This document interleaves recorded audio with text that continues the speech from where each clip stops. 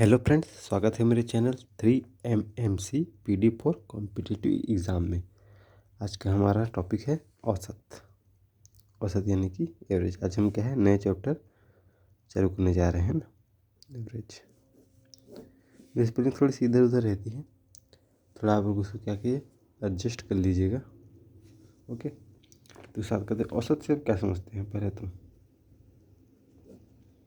औसत से आप क्या समझते हैं। औसत जैसे होता है, जैसे कोई अंक दे दिया गया हो, जैसे 1 से 5 तक दे दिया गया हो, 1, 2, 3, 4, 5, है ना। तो इन संख्याओं को बोल दिया जाए कि आपको औसत निकालो, कहीं कह रहा है आपको औसत। तो औसत का फॉर्मूला होता है कि राशियों का योग बटे राशियों की संख्या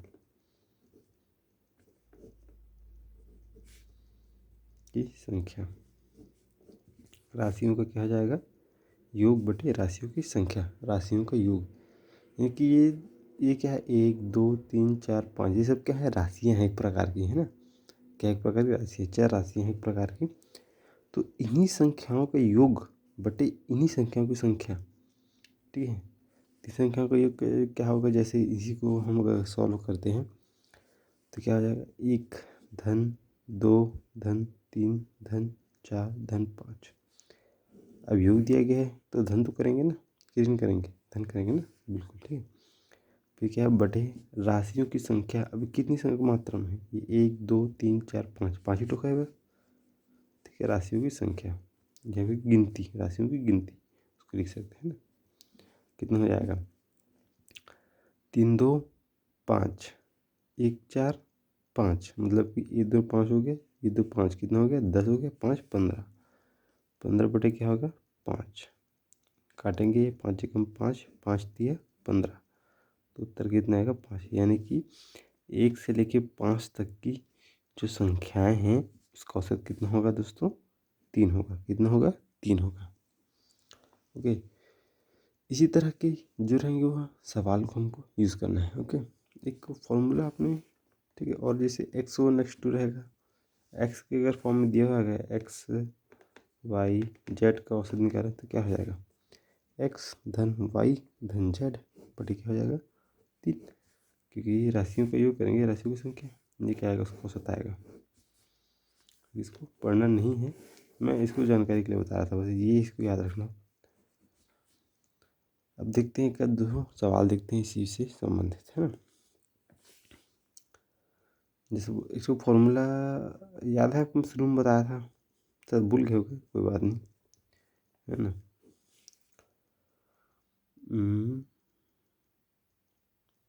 n तक, सॉरी,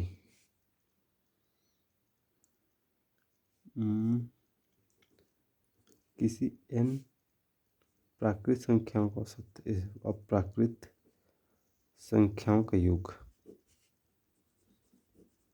ठीक है। संख्याओं का क्या हो जाएगा, योग क्या होता है, 1/2 n धन 1, ठीक है। क्या है, किसी n प्राकृत संख्याओं का योग, ठीक है।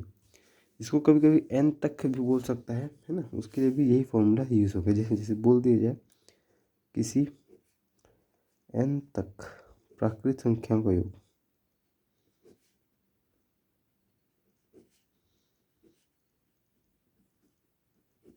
n तक भी बोल दिया जाए तो यही फॉर्मूला लगेगा, है ना। n धन 1, 1/2 गुणा n धन 1, कोष्टक में क्या होगा, n धन 1। अब इसी के हिसाब से हम क्या है, क्वेश्चन जो है सॉल्व करेंगे। पहले हम देख लेते हैं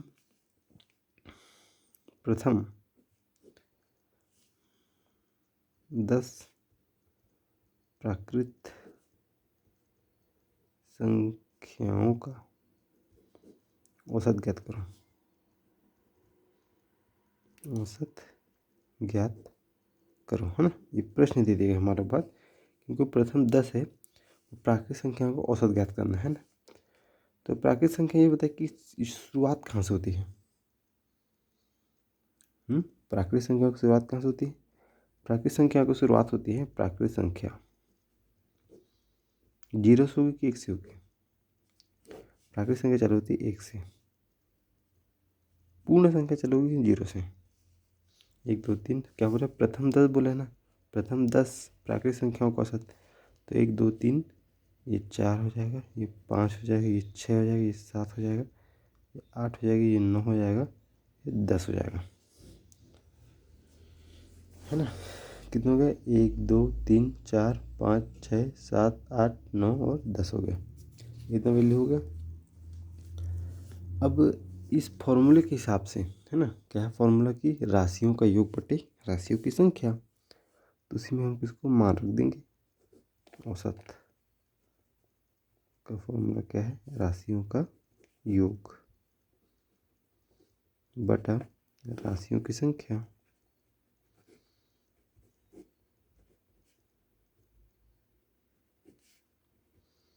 राशियों का योग क्या है, 1 है, धन 2 है, धन 3 है, धन 4 है, धन 5 है, धन 6 है, 7 है, धन 8 है, धन 9 और धन क्या है 10। बटन क्या है, कितनी संख्या है, टोटल संख्या है 10। 1 2 3 4 5 6 7 8 9 10, 10 है 10, जोड़ दो सबको, ठीक है 10 हो गया। 9 1 क्या हो जाएगा 10, 10 10 20 हो गया। 8 और 2 कितना हो गया, 20 हो गया, 30 हो गया, है ना। और ये 10 और 3 कितना हो जाएगा, 40 हो जाएगा। और 4 और 6 कितना हो जाएगा, 50 हो जाएगा। ये हो जाएगा 55। तो ये जाएगा 55 टोटल योग बटे कितना है 10। अब ये दशमलव है तो 0 रहेगा, मतलब क्या हो जाएगा 5.5, ऊपर में दशमलव लग जाएगा तो क्या हो जाएगा, आंसर आएगा। तो प्रथम प्राकृत 10 संख्याओं का औसत कितना है, 5.5। ओके, इसी तरह से आप जो है चीज़ों को बनाइएगा प्राकृतिक संख्या के, ठीक है। एक अगर इसी के जगह प्रथम 5 अभाज्य संख्याओं का औसत ज्ञात करो बोल दे तो क्या आ जाएगा, इसको भी देख लेते हैं। तो बताया था इसी में ही, प्रथम 10 अभाज्य संख्याओं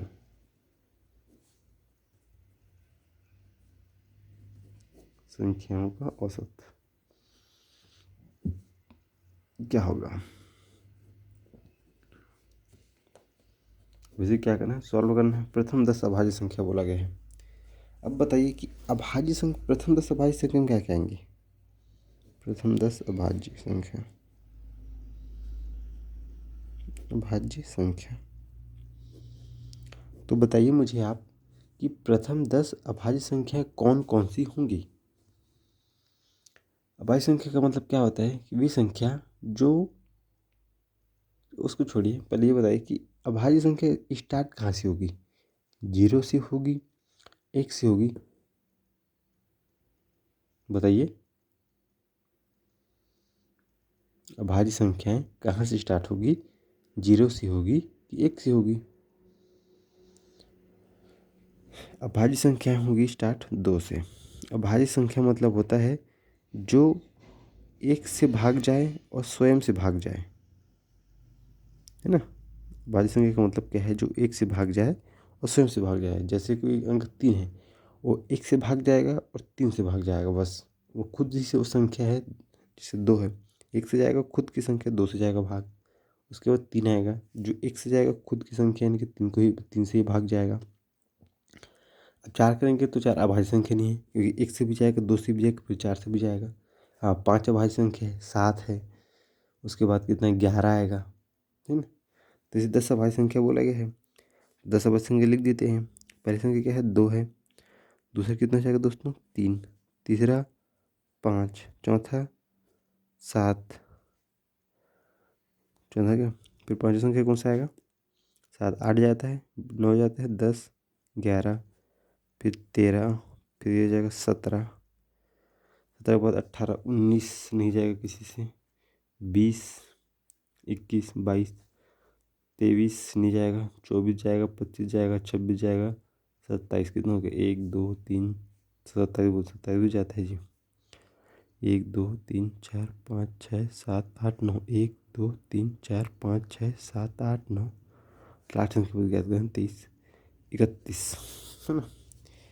ये 10 संख्याएं ऐसी है जो खाली स्वयं से ही भाग, मतलब कि एक से भाग जाएगी स्वयं से ही भाग जाएगी, वही क्या है अभाज्य संख्या है। अब इसका हमको औसत निकाल देना है, तो औसत का फॉर्मूला जैसे भी पता है, जब का आपका ये अभाज्य प्राकृतिक संख्या ये क्लियर नहीं हो तब तक ये सवाल नहीं बनेगा। और आज का मैंने एग्जाम पर देखा है कि अभाज्य संख्याएं, क्योंकि छोटी छोटी चीज़ों पर कोई ध्यान नहीं देता ना। अब जैसे कोई मैथ्स के स्टूडेंट रहेगा, वो इन औसत के सवालों को सॉल्व नहीं करता, वो सॉल्व करेगा और कौन सा चैप्टर है जी वो, काम और आदमी, मतलब इतना काम करते कितना आदमी, पाइप टंकी, ये ट्रेन से संबंधित सवाल, मालगाड़ी से संबंधित सवाल, है ना। इन्हीं सब सवालों पर ज़्यादा ध्यान देते हैं, इस छोटी छोटी चीज़ों पर ध्यान, और मार्क्स जो है इसी पे कम हो जाते हैं, है ना। तो आपको छोटी छोटी चीज़ों को भी लेकर चलना है ना।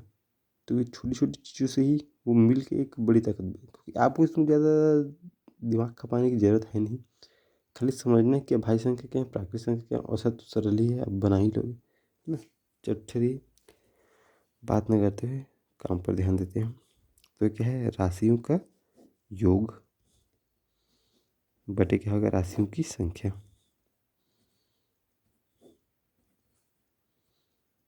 संख्या है, तो राशि का योग क्या हो जाएगा, 2 धन 3 धन 5 धन 7 धन 11 धन 13 धन 17 धन 19 धन 23 धन 31। 31 है ना लास्ट वाला, हाँ। 31/10, क्योंकि 10 बोला गया है, तो सबका योग कितना होगा। योगी सबसे मेन है इसमें। जैसे आप जोड़ोगे 17 को, और 17 बोल दो, अब जोड़ोगे 19 और 31 को, जो कितना हो जाएगा 50 होगा, होगा ना 50, ठीक है। फिर 23 और 17 जोड़ोगे कितना हो जाएगा, 40 हो जाएगा। तो 50 40 कितना हो जाएगा, 90, 90 होगा। उसके बाद जोड़ोगे आप 13 और 7 को जोड़ोगे कितना हो जाएगा, 20, 90 20 कितना होगा, 110, है ना। 110 और ये कितना हो जाएगा, 10, ये 5 3 8 2 10, कितना हो गया 90, 110 10, 120, 120 और 11, 130 और 31, 131/10, ये 10 अंक है। अब ये कितना काटेंगे, कितना हो जाएगा, 13.1, क्योंकि जीरो लगा है इसके दशमलव, जीरो के बाद क्या है, एक है, तो एक के बाद कितना जीरो है, एक जीरो है, तो ऊपर में इकाई तरफ से एक के बाद एक दशमलव लगा देंगे, 31.1, ये क्या का आंसर आ जाएगा, ठीक है। औसत का क्या हो जाएगा, आंसर आ जाएगा, ठीक है। कल हम इस फॉर्मूला का यूज़ देखेंगे, आज रहने दो, ठीक है। कल से हम क्या होगे, उस फॉर्मूला का क्या होगे यूज़ देखते जाएंगे, ठीक है। तो कैसा लगा आज का सेशन, कमेंट करके बताइएगा, ठीक है। 10 अभाज्य संख्याओं को भी पहले क्या करें हम, पर 10 अभाज्य संख्याएं निकालें। अभाज्य संख्याएं क्या होती है, जो जीरो से, जो एक से भाग जाती है और स्वयं संख्या से, ठीक है। तो एक वो संख्या नहीं है, 2 से स्टार्ट होती है अभाज्य संख्या, 2 3 5 7 11 13 17 19 23 31 है। उसके बाद क्या होगा, हम राशियों का योग किए, राशियों का योग करेंगे कितना आ जाएगा, 131 आया, 131 संख्या कितनी थी, 10, तो 10 आया। इस तरफ क्या आ गया, 13.1 क्या आ गया, भाग गए, है ना। कल जो है इस फार्मूला का यूज़ देखेंगे, तो खैर उपयोग नहीं कर पाए, तो आज के लिए इतना पर्याप्त है। देखिए, मैं छोटा छोटा क्यों बता रहा हूँ, मेरे वीडियो छोटे छोटे क्यों, कभी आपने सोचा है।